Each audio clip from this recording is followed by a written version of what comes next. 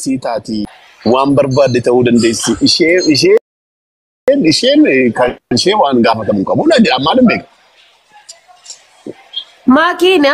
maakiin asliidhaa fi ciitii maakiif aslii jidduu jiru sitti maa dhageeffadha maakiif aslii jidduu jiru koy gurbaaraachuu jedhamtu immoo beektaa gurbaaraachuu beektaa innis maraata laa hin beeku bilbil jechuun asirratti akka oromoo tokkootti nan beeka minim ginin natti meera nan hai Nattee rumuudhaaf isheen haasaa jiraan jedhe. Ani raachuu nagattii tana waa walirraa qabaanne rabbiin takalee seenan deebisee.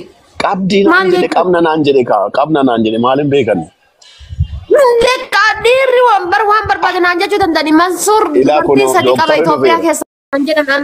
Dooktarri naa dhufeera kunoo dooktarri barumsaan Chaayinaatti baratee dhufe kunoo. Fikir. Baby. Waalaikum salaam asli akkamati. Nagaa fayyaadha.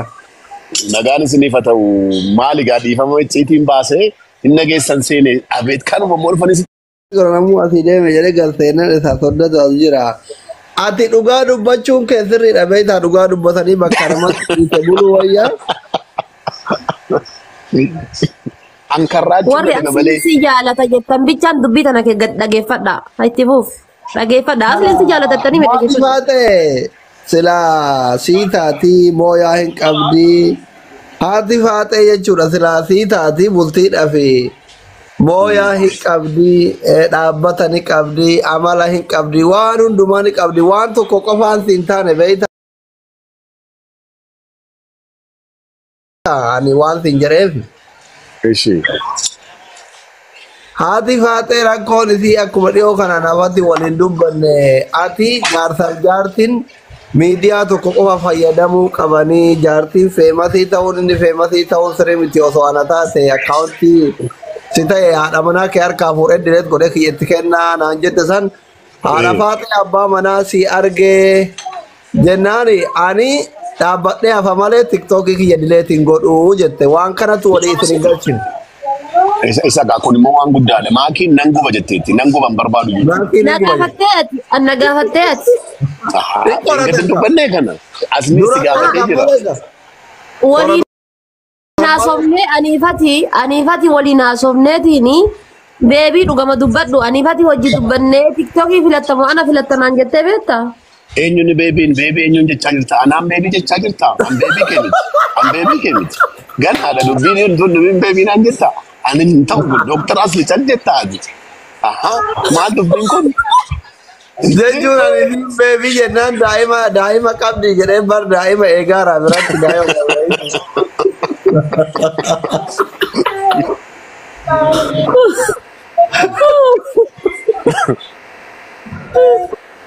Beebii jechuun afaan Amaariffaatiin bareeffate magaalaa Caalu beebii.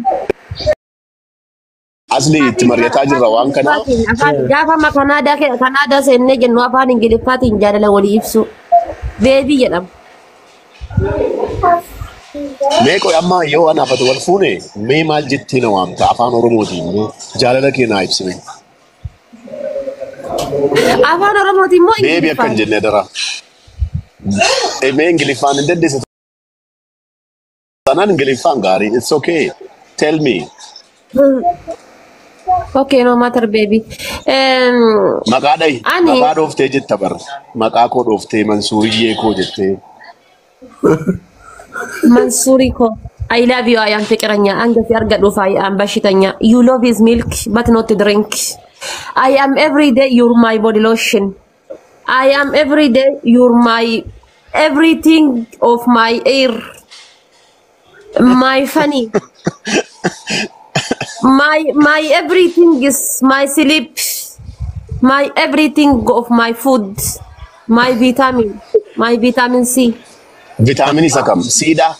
Ila amma wana al tokko qofa maqaana dhoofte. Ituudha jaallattee al lama sadii. Mansoor is my vitamin C. Baby. Dooktar Asli ilaaltaa waan kana al tokko qofa maqaana dhoofte. Al tokko qofa maqaana dhoofte ilaali. Ni tarki Dooktar Asli samiti al tokko qofa jaallatu.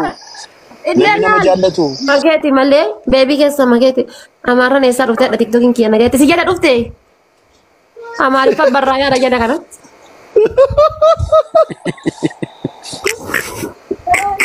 Meeshii mee afaan Oromootiin maqaa koo dhadha'iiti lama sadii maqaa koo keessa galcheeti natti jaalala keenyaa ibsa. Maakiin akkan si dhageenye garuu la maakiin si dhageenyaan dubbiin badde. Oromiffaan ibsiif. Walla ila Mansuur dhaggeeffadhu maakiin si jammir yoo karaa si cufsisiifte malee irra marti bubuqqisii ganama galgala sirba qabsoo yoo sirbite malee sirba ingiliffaa san oh my god baby how are you jedhan san tasuma siif hin sirbitu sirbi isiin siif sirbitu kami beektaa biyya abbaa keetii irra marti bubuqqisii diina qoladhuu qofa ati ganama galgala karaa cufuu qofa jechuudhaati karaa cufuu qofa. Gizeen jaarsamtee wajjin fani taatuyyuu hin jirtu. Nanni isa jettee. Ati lakki karaa cufutu kanaa wayyaa jaalalaan sooramuurra jaalalaan mana keessatti ga'oon jechuurra karaa cufutu naa caalaa yoo jette.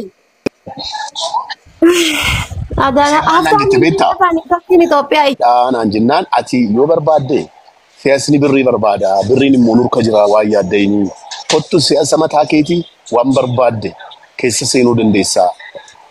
Maqaa paartii banadhu kottu biyyattii too barbaadde an pirezidaantiin ta'a.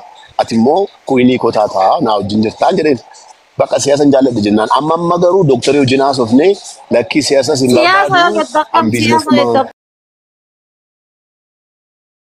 Fedhaaniin oma fedhallee yoo dhabe jechuudha. Ishee maakiinis hin barbaaddu isheen amma kuinii taate jechuudha gaafa naa wajjin walitti heerumtu. Jechuun isheen maqaan see maakii dhiisa kan si fudhadhu abdii qaba atummaan bichaan onnee kan kee keessa na seenseefnaa waan maakii na dhiisa. Ammati meeqaffaa dabarraa koo meeqaffaa taatanatti mi? Mansuuri koo jaalalli jiraanyaan akka majarattiin jettu fiqir ka'allee kasamaay mangadaallee jedhama.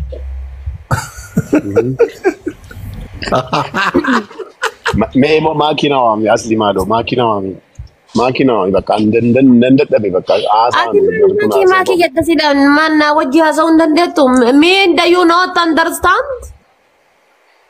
Qoy ishi karraachuu natti himi raachuu wajjin maaliif haasofta? Jedhee bar arraachuu jechuudha arraachuu yoo daqiiqaa takkaaf aniif inni jaalalaa miti waan takka walirraa qabaanne rabbi takaleessa nyaadheen nan deebisin. Silkii raachuu qabdu ati? Wallaan qabu silkii raachuu. Maasiti dawwala akkanatti.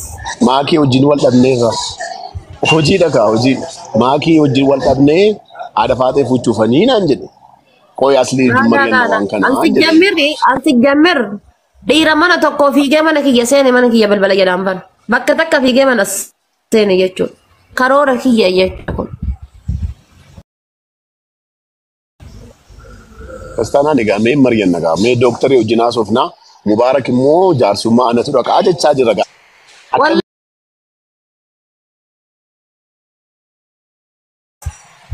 Kenneen meeku taa'am tokko nama taa'amuun tokko nama kenneen meeku. Kiisingi na godhame kiisingi ta kiisingi sana kiisingi beekta kiisingi kiismi. Auzubillahi istaarajim. Ashaan kun abaaboodhaan jedhe bar kennaa takkatu jira. Taa'ee akkasitti qara yoo taa'ee akkasitti anas si dhungataa qoy wayit. Maal jechuun mee dhungadhaa ni namni bakka hin kennineef. Dhungadhaa jechuun qaamaanii miti bar Mansuur qaamaanii miti bar qaamaan wal bira dhufuu miti bar. No sonni kaa malee wal bira hin geennu akkasuma na eegi ishee bareedaa qoqoy. I kiss you Zara 1 minute. Maal gadi bu'u gidaarti qoy. MC que no. Abi, kun nokkas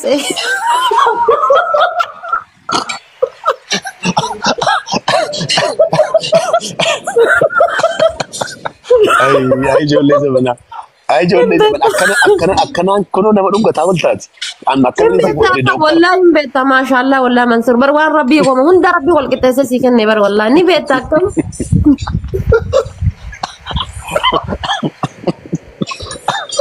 Ya Rabbi. Maal dhugaa hin dandeessu. Nama kana wallum gataa hore jedhu. Ona chichilaalle. Hin dandeessu. Inni ammatti naa kennite kun meeqa? Birrii meeqa qoyi? Doolaara 150. 150? No way.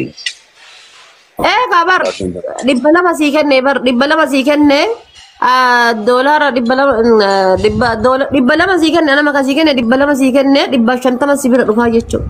Jechuun 200 walumaa 150 kaa si bira dhufu. Birrii 5,000 moo? No way. So bilis. Masurii atamamee borumaan naa kennu qophoofte geemii irratti. Asliin leenca sii kenna kunoo. An leenca aslii maalitti godhan leenca asliin akka an kan kee fedha kan kee. Eenyu wajjin geemii taphattaa?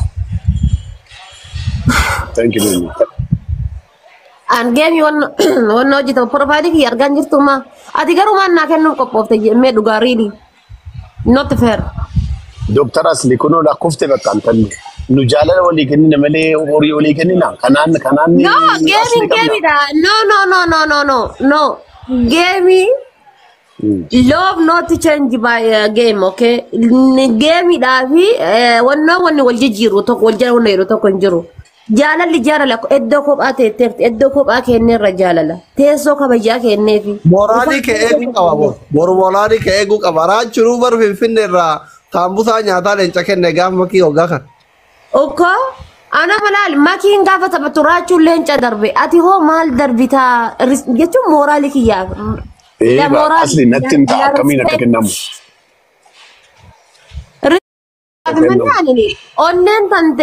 Onneen tante tajaalalaa ta biintitee seente akkasuma jirti asuma keessa jirta. Leencaanii miti Jaalalli koo meenatti agarsiisa iddoo kam jira jaalalli koo. Leencaanii miti ilmoon leencaa as keessa si baasuu hin dandeessu maal taate.